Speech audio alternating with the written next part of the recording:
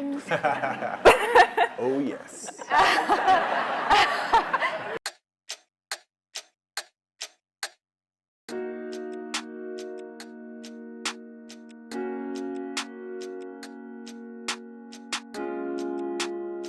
Surprised at the political furore that developed as a result of your visit to Angola?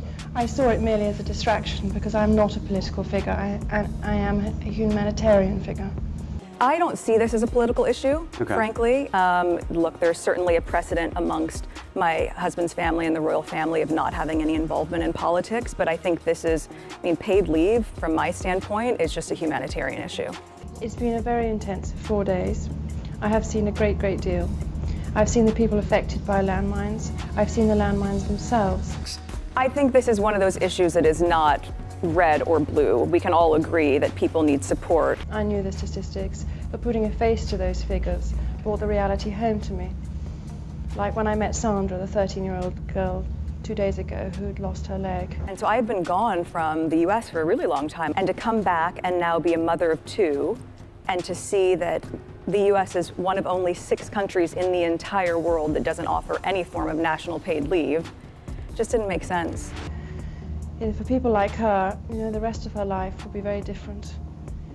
We're just doing it the same way that we would want if we were employees of it, right? So to treat people the way you want to be treated, that is always how I've moved. Angola is an example of what the Red Cross can achieve around the world, given the sort of cooperation that we have seen that exists between the Red Cross and the NGOs. And I think if this entire country, if we valued American families in that way, as we should, it sets us up for economic growth and success, but it also just really allows people to have that very sacred time as a family. I've had hands-on experiences before, but this working trip has been slightly different. I've had more contact with people, and there's been less formalities. It's the type of program I've been looking for some time, and I'm very happy to have done and achieved what we have, me and the Red Cross. But again, it's just me standing up for what's right, which I think is important across the board, be it in this case or in the other things we've been talking about today. And we must stop the landmines if we can. At a certain point, no matter how difficult it is, you know the difference between right and wrong. You must stand up for what's right, and that's what I'm doing. Okay, the last thing you disagreed on, how do you resolve it? I can't remember, they come so thick and fast.